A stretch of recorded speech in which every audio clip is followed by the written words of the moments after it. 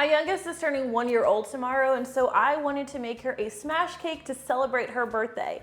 I'm keeping things really simple. I'm using my well-loved vanilla cake recipe. It uses really classic ingredients, and because this is going to make more than you need to fill 2 4-inch pans, because this is the size you want for, a nice size smash cake, you are going to have leftover batter. We are going to use that to make some cupcakes. So Ella gets some cake, we get some cake, everybody's happy, and you only need to make 1 batter. Get your oven preheating to 350 degrees Fahrenheit. Let's roll through this cake really quickly because I have the recipe.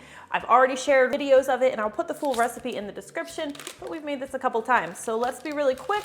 You just need 1/2 cup of unsalted butter. You want that to be softened. 1/2 cup of oil. We are not using seed oils. We're using an avocado oil. If you don't want to use oil at all, you could use another 1/2 cup of butter. It's just not going to be quite as moist. 1½ cups of granulated sugar. We're using organic cane sugar to be a little extra. And cream these together until they're well combined. We'll add 4 large eggs, add these 1 at a time, and these should be room temperature. And a heavy pour of vanilla extract. This is 1 tablespoon. This cake, I'm not really cutting down the sugar or doing anything super special other than using organic sugar, avocado oil, and for my flour, this is 3 cups of flour, and I'm using organic flour again. But I'm not really making any significant changes to the actual cake recipe, and that is because kids and adults are both going to be eating it. I still wanted the cupcakes to taste like normal cake for an adult. And the baby, this is her first time getting sugar, and it's really going to be the only time she gets sugar for quite a while. So I'm okay with this one day, her kind of having, a little bit more sugar than usual. It's not an everyday thing. So I added a tablespoon of baking powder, and I'll add a 1/2 teaspoon of table salt. Quickly stir this together.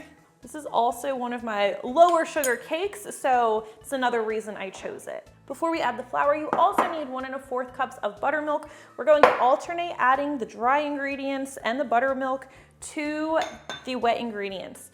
So I add the flour first, stir that in until just combined, then add some buttermilk, and then I repeat until all of the buttermilk and flour mixture have been used. With this cake, you don't want to overmix. You want to make sure all of the dry ingredients are well combined, but don't use your mixer at this point. Just use a gentle hand and stir until just combined. And I do always start and end with the dry ingredients. Last bit of buttermilk. All right, for the smash cake, we're going to be using 2 4-inch pans.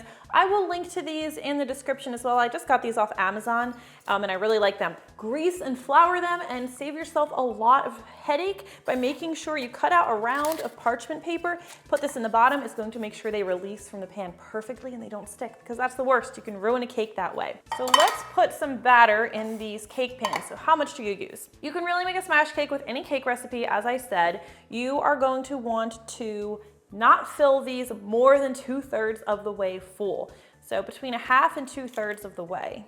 And you might notice a couple lumps in this batter. That's totally fine for this specific batter. Let's portion this out. Now I'm going to give you some cake advice that's very important. Anytime you're baking a cake, any cake, don't overbake it. With vanilla cake, this is especially important. It'll dry out any cake, but it will make a vanilla cake taste like cornbread. You ever had that happen? You just baked your cake too long. Okay, now I am usually a little over ambitious here, so let's see how we're looking. Just a smidge too high here. A little too low there, I think. We are going to put these on a baking sheet, and that's just in case you accidentally filled it a little too high. It's going to keep it from spilling in your oven, and also it'll make it easier to put them in and take them out of the oven. So let's put them in the center rack of our 350 degree Fahrenheit oven. Now watch your cakes carefully because, again, you don't want to overbake them, but mine usually baked in between 25 and 30 minutes. All right, while that cake is baking, let's use the rest of our batter. And we have quite a bit left, so everyone is going to get cupcakes tomorrow because nobody's going to want to share that cake with Ella, nor will she want to share with anybody. Ice cream scoop makes, well, this isn't an ice cream scoop, a large scoop makes dividing the batter very easy, and you want to fill these about 2/3 of the way full. You don't want to overfill them. This is one of my favorite kitchen tools, this scoop. Don't expect all the batter to fit in one cupcake tin. You're probably going to have an awkward number like 14 or 15 cupcakes. Up to you if you want to use the rest of the batter. Of course, I'm going to. Just remember, if you're only baking a couple cupcakes, they're going to bake for less time, so keep an eye on them. For the cakes, we'll cool them in the pan for about 10 minutes and then run a knife around the edge and carefully turn it out into a cooling rack. And we're going to let these cakes cool completely before we ice them. All right, I will take these into the center rack of our oven as well. It is fine for them to sit on the counter while the cakes bake. They're going to be okay for that, that amount of time, totally fine. And these will need to bake for about 17 minutes. I like to check that a toothpick inserted in the center comes out cleaner with a few moist crumbs. Remember, don't overbake them. For the cupcakes, let them cool in the pan for like 5 to 10 minutes, then carefully remove them to a cooling rack. That'll help keep them from overbaking and keep the bottoms from getting all like greasy or oily. All right, now you can see these cakes have like a nice little dome on them. Nice and cute, but it's going to make stacking your cake super awkward. So we are going to cut off the tops. Use like a serrated knife, like a bread knife. Let me go ahead and okay, you can use a cake leveler for this if you have one. Since they're so small, I'm going to try my luck and my steady hand with using a bread knife, but a cake leveler is a great option as well. If I mess up, I'll just pull out the cake leveler. And these cake scraps are great for snacking. Honestly, that could have been so much worse. Could be a little more level over here. Never trust myself to do this with a larger cake. All right, grab your cake platter, and I am just using one of these like cute little gold cake platters. Pretty sure I got this from Walmart, and I'm going to put the cake on this instead of like a fragile breakable platter because this is going on my daughter's high chair. Fair chance she could throw it on the floor. I don't want anything to break. And let's talk about our frosting for a second. I'm using a stabilized whipped cream frosting, and the reason I like this is because there's not a lot of sugar in here, like all things considered. Compared to most frostings, very low. It's a ½ cup of sugar, and it's going to completely ice this cake with extra left over. I will make sure I put that in the description as well, so you can grab that if you want, but great for giving to a 1-year-old. Put a little dab on the cake board, that'll help it stick. Put the cut side down. I'm just gonna decorate it like any cake. I'm going to be honest, I am not, you see those like influencers on Instagram who like go all out with the birthday parties, or even, just people who go crazy with it. We're pretty low key, laid back with birthdays around here. So the homemade cake, not crazy on decorations. Sometimes I'm like, should I be doing that? But kids don't care, so why bother? Look, I've been very clear from the start. I am not a professional cake decorator. In fact, it's not a skill I possess at all. Like, you wanna see a good cake decorator? Go look at my friend Liz from Sugar Geek Show. She's amazing. Like, she makes cakes that look like art. Here I'm struggling with a smash cake. I do always do a crumb coat just because it can get a little messy. Let's put it on our little turntable.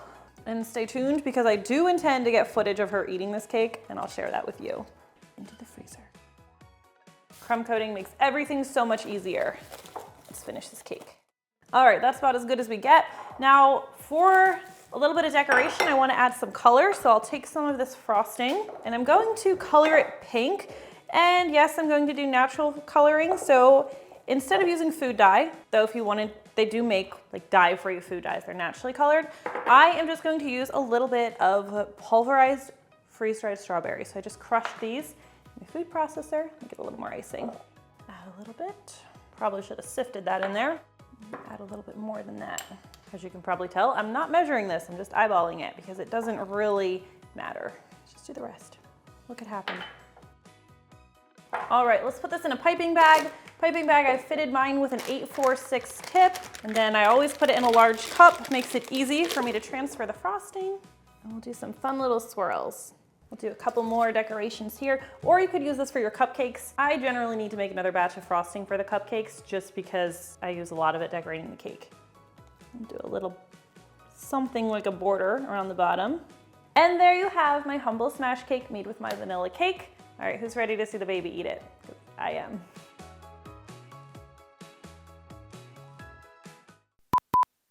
Oh no!